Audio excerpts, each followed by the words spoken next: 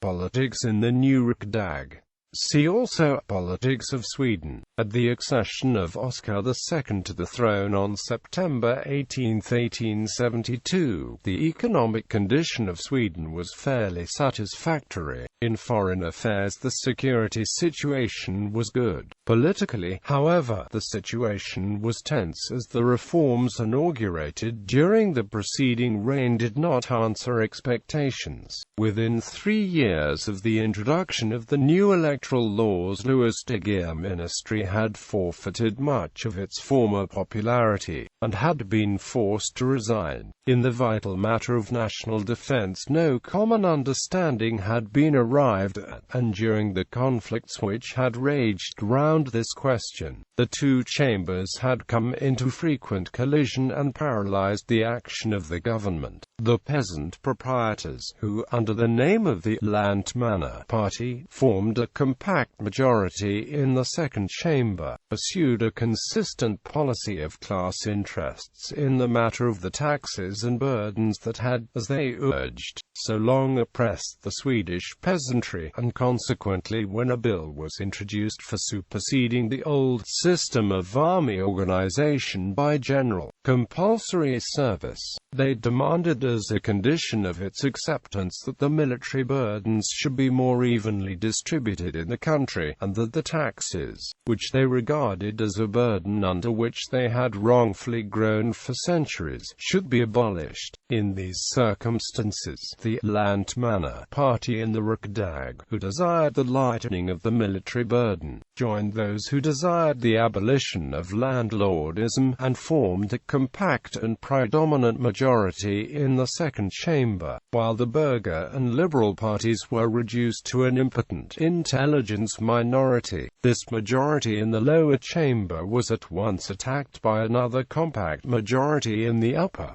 who on the side maintained that the hated land taxes were only a kind of rent charge on land, were incidental to it and in no way weighed upon the owners, and moreover that its abolition would be quite unwarrantable, as it was one of the surest sources of revenue to the state. On the other hand, the first chamber refused to listen to any abolition of the old military system, so long as the defense of the country had not been placed upon a secure basis by the adoption of general compulsory military service. The government stood midway between these conflicting majorities in the chambers, without support in either. The Lantmanna Party. Main article. Lantmanna Party. The Swedish Lantmanna Party was formed in 1867.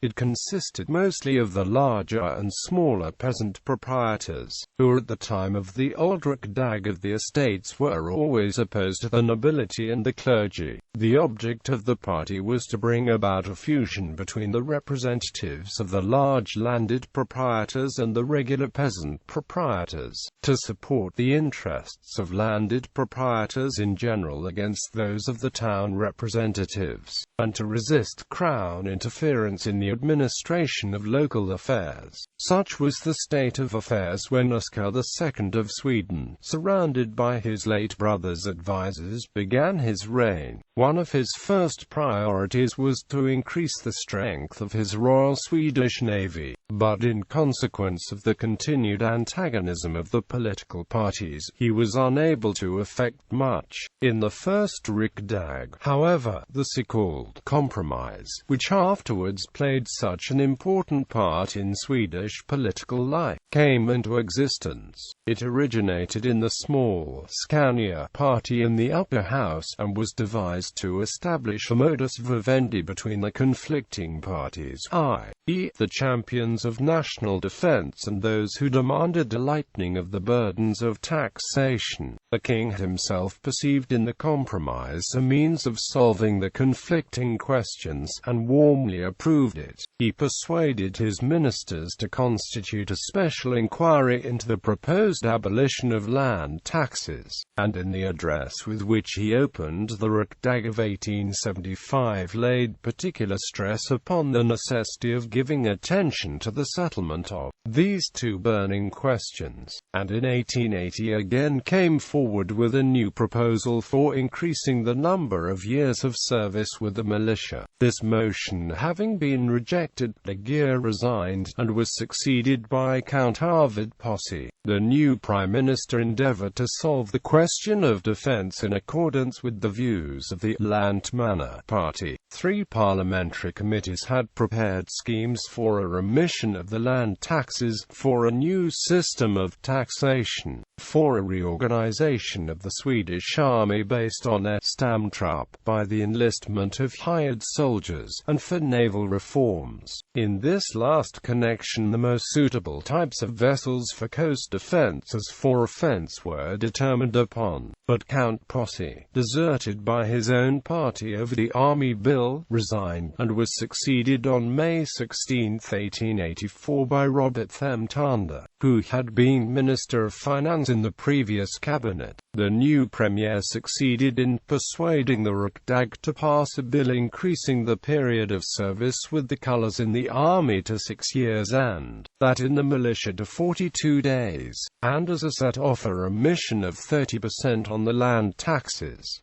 Free trade versus protectionism, influenced by the economic reaction which took place in 1879 in consequence of the state of affairs in Germany, where Bismarck had introduced the protectionist system. A protectionist party had been formed, which tried to gain adherents in the Riksdag. It is true that in the Riksdag of 1882 the commercial treaty with France was renewed, but since 1885 the protectionist party was prepared to begin the combat, and a duty on barley, which had been proposed in the Riksdag of the same year, was rejected by only a slight majority. During the period of the unusually low price of barley of 1886, which greatly affected the Swedish farmers, protection gained ground to such an extent that its final triumph was considered as certain within a short time. During the Riksdag of the same year, however, the Premier, Themtander, emphatically declared himself against the protectionist party, and while the parties in the second chamber were equal in number, the proposed tax on barley was rejected in the first chamber. In the Riksdag of 1887 there was a majority for protection in the second chamber, and in the first the majority against the tax was so small that the tax on barley would have triumphed in a combined meeting of the two chambers. The government, availing itself of its formal right not to dissolve the chamber in which it had the support of a majority, therefore dissolved only the second chamber in March 1887. The new Riksdag assembled in May with a free trade majority in the second chamber, but nothing in connection with the great question of customs was settled. In the meantime, the powerful majority in the second chamber split into two groups: the new Lantmanna party, which approved protection in the interests of agricultural classes, and a somewhat smaller group, the old Lantmanna party, which favored free trade. The victory of the free traders was not to be of long duration. The protectionists obtained a majority in both chambers in the next Riksdag in 1888.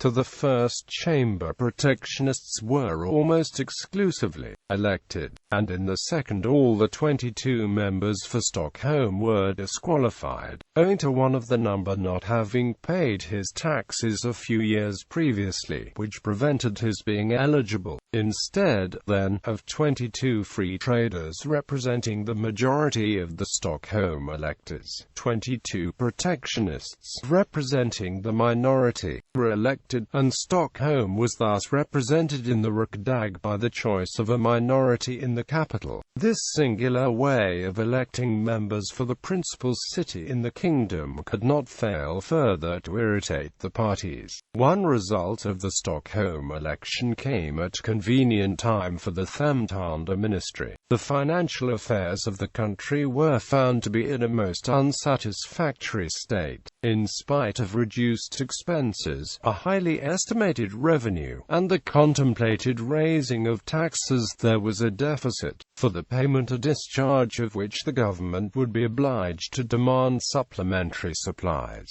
The Themtanda ministry resigned. The king retained, however, for a time several members of the ministry, but it was difficult to find a premier who would be able, during the transition from one system to another, to command sufficient authority to control the parties. At last Baron Gillisbilt, who, while Swedish ambassador in Berlin, had witnessed the introduction by Otto von Bismarck of the agrarian protectionist system in Germany, accepted the premiership, and it was under his auspices that the two chambers imposed a series of duties on necessaries of life. The new taxes, together with an increase of the excise duty on spirits, soon brought a surplus into the state coffers. At a Council of State on October 12, 1888, the king declared his wishes as to the way in which this surplus should be used. He desired that it should be applied to a fund for insurance and old age pensions for workmen and old people, to the lightening of the municipal taxes by state contributions to the schools and workhouses,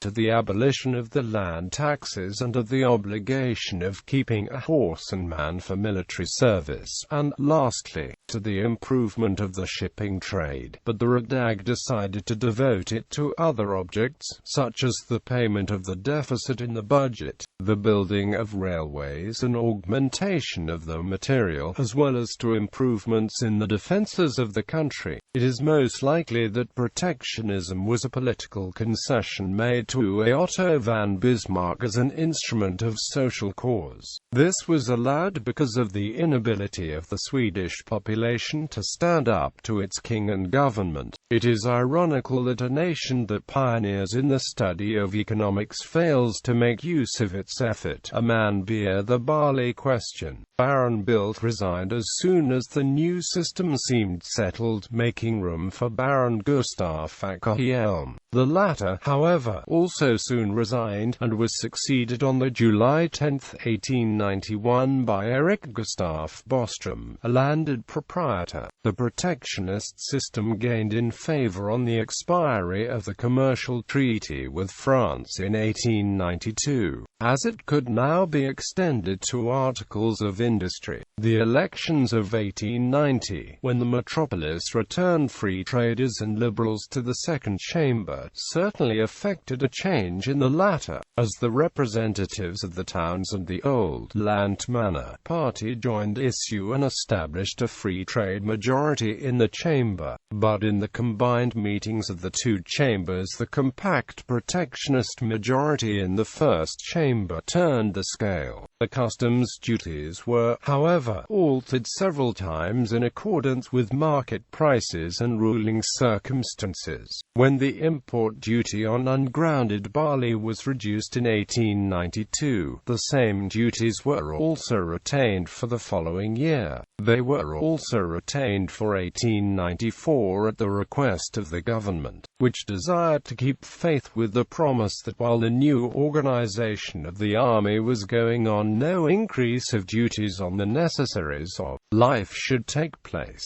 This measure caused much dissatisfaction, and gave rise to a strong agrarian movement, in consequence of which the government, in the beginning of 1895, before the assembling of the Riksdag, made use of its right of raising the two duties on barley just referred to, which were afterwards somewhat reduced as far as seed barley for sowing purposes was concerned. Reorganization of the army. The tariff issue now settled, that of national defense was taken up afresh, and in the following year the government produced a complete scheme for the abolition of the land tax in the course of 10 years, in exchange for a compensation of 90 days' drill for those liable to military service. Proposed to retain the old military system of the country and to strengthen the defences of Norrland, and the government bill for a reorganization of the Swedish army was accepted by the Riksdag in an extraordinary session. But it was soon perceived that the new plan was unsatisfactory and required recasting, upon which the Minister of War, Baron Rapp, resigned, and was succeeded by Colonel von Krustibjorn, who were immediately set to work to prepare a complete reorganization of the army. with an increase of the time of active service on the lines of general compulsory service. The Riksdag of 1900, in addition to grants for the fortifications at Boden, in Norrbotten County, on the border of Russian-controlled Finland, and other military objects, voted a considerable grant for an experimental mobilization, which fully exposed the defects and faults of the old system. In the Riksdag of 1901, Gustav Bostrom resigned, and was succeeded by Admiral Frederick von Otter, who introduced a new bill for the army reorganization, the most important item of which was the increase of the period of training to 365 days. The cost in connection with the new scheme was expected to amount to 22 million kroner. The Riksdag, however, did not accept the new plan in its full extent. The time of drilling was reduced to 240 days for the infantry, to 300 days for the navy, while for the cavalry and artillery time fixed was 365 days. The plan, thus modified, was then accepted by the government. The steady decline of death rates in Sweden began about 1820. For men and women of working age, the death rate trend diverged, however, leading to increased excess male mortality during the first half of the century. There were very high rates of infant and child mortality before 1800. Among infants and children between the ages of 1 and 4, smallpox peaked as a cause of death in the 1770s, 1780s and declined afterward. Mortality also peaked during this period due to other air, food, and waterborne diseases, but these declined as well during the early 19th century. The decline of several diseases during this time created a more favorable environment that increased children's resistance to disease and dramatically lowered child mortality. The introduction of compulsory gymnastics in Swedish schools in 1880 rested partly on a long tradition, from Renaissance humanism to the Enlightenment, of the importance of physical as well as intellectual training. More immediately, the promotion of gymnastics as a scientifically sound form of physical discipline coincided with the introduction of conscription, which gave the state a strong interest in educating children physically as well as mentally for the role of citizen soldiers. Skiing is a major recreation in Sweden, and its ideological, functional, ecological, and social impact has been great on Swedish nationalism and consciousness. Swedes perceived skiing as virtuous, masculine, heroic, in harmony with nature, and part of the country's culture. A growing awareness of strong national sentiments and an appreciation of natural resources led to the creation of the Swedish Ski Association in 1892 in order to combine nature, leisure, and nationalism. The organization focused its efforts on patriotic, militaristic, heroic, and environmental Swedish traditions as they relate to ski sports and outdoor life. Extending the voting franchise. After the elections in 1890, the alliance already mentioned between the old Lantmanna party and the representatives of the towns had the result that the Liberals in the second chamber, to whom the representatives of the towns mostly belonged, were now in a position to decide the policy which the two united parties should follow. In order to prevent this, it was proposed to readjust the number of the members of the Riksdag. The question was only settled in 1894, when a bill was passed fixing the number of the members of the Riksdag in the first chamber at 150, and in the second at 230, of which 150 should represent the country districts and 80 the towns. The question of protection being now considered settled, there was no longer any reason for the continued separation of the two Lantmanna parties, who at the beginning of the Riksdag of 1895 joined issue and became once more a compact majority in the second chamber, as they had been up to the Riksdag of May 1887. The influence of the country representatives was thus re-established in the second chamber, but now the demands for the extension of the franchise came more and more to the front, and the Premier, Gustav Bostrom, at last felt bound to do something to meet these demands. He accordingly introduced in the Riksdag of 1896 a very moderate bill for the extension of the franchise, which was, nevertheless, rejected by both chambers. All similar proposals by private members meeting the same fate, when at last the bill for the reorganization of the army, together with a considerably increased taxation, was accepted by the Riksdag of 1901. It was generally acknowledged that, in return for the increased taxation, it would only be just to extend the right of taking part in the political life and the legislative work of the country to those of the population who hitherto had been excluded from it. The government eventually laid a proposal for the extension of the franchise before the Riksdag of 1902, the chief feature of which was that the elector should be 25 years of age, and that married men over 40 years should be entitled to 2 votes. The Riksdag, however, finally agreed to a proposal by Bishop Billing, a member of the first chamber, that an address should be presented to the king asking for a full inquiry into the question of extending the franchise for the election of members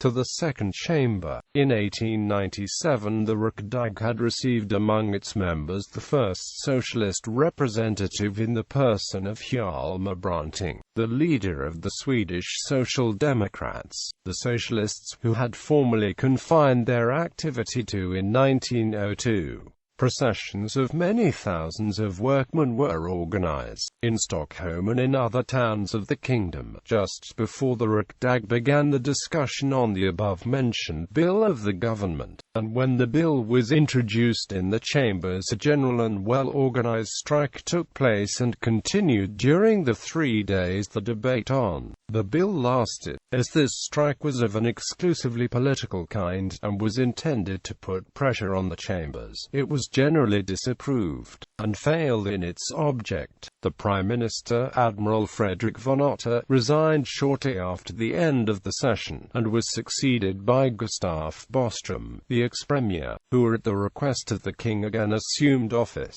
The question of the extension of the franchise, which was a burning one, was to be the principal measure of the staff government. It brought in a bill for manhood suffrage at elections for the second chamber, together with single-member constituencies and election on the absolute majority principle. The bill was passed by the second chamber on the May 15, 1906 by 134 to 94 votes, but it was rejected by the first chamber by 126 to 18. The latter chamber instead passed a bill for manhood suffrage at elections for the second chamber, on the condition that the elections for both chambers should take place on the basis of proportional representation. Both chambers thereupon decided to ask the opinion of the king with regard to the simultaneous extension of the franchise to women at elections for the second chamber. The government bill having, however, been passed by the second chamber, the Prime Minister proposed to the king that the Riksdag should be dissolved and new elections for the second chamber take place in order to hear the opinion of the country. But as the king did not approve of this, Mr. Staff and his government resigned. A conservative government was then formed on May 29 by Admiral Arvid Lindman, whose principal task was to find a solution of the suffrage question which both chambers could accept. A government bill was introduced, proposing the settlement of the question on the basis of the bill carried by the first chamber in the Riksdag of the preceding year. A compromise, approved of by the government, was adopted by the first chamber on the May 14, 1907 by 110 votes against 29, and in the second chamber by 128 against 98. By this act, proportional representation was established for both chambers, together with universal manhood suffrage at elections for the second chamber, a reduction of the qualifications for eligibility for the first chamber, and a reduction of the electoral term of this chamber from 9 to 6 years, and finally payment of members of the first chamber who hitherto had not received any such emolument. King Oscar II died on December 8, 1907, sincerely mourned by his people, and was succeeded as King of Sweden by his eldest son, Prince Gustav. During King Oscar's reign, many important social reforms were carried out by the legislature, and the country developed in all directions. In the Riksdag of 1884, a new patent law was adopted. The age at which women should be held to attain the majority was fixed at 21 years, and the barbarous prison punishment of bread and water abolished. In order to meet the cost of the new Swedish army organization, the Riksdag of 1902 increased the revenue by progressive taxation, but only for 1 year. Bills for the improvement of the social conditions of the people and in the interests of the working classes were also passed. During the 5 years 1884 to 1889, a committee was occupied with the question of workmen's insurance, and thrice the government made proposals for its settlement, on the last occasion adopting the principle of invalidity as a common basis for insurance against accidents, illness, or old age. The Riksdag, however, delayed coming to a decision, and contented itself by earmarking money for an insurance fund. At last the Riksdag of 1901 accepted a bill for insurance against accidents, which also extended to agricultural laborers, in connection with the establishment of a state institution for insurance. The bill for protection against accidents, as well as for the limitation of working hours for women and children, was passed, together with one for the appointment of special factory inspectors. When in 1897 King Oscar celebrated his jubilee of 25 years as king, the exhibition, which had been organized in Stockholm, offered a convincing proof of the progress the country had made in all directions.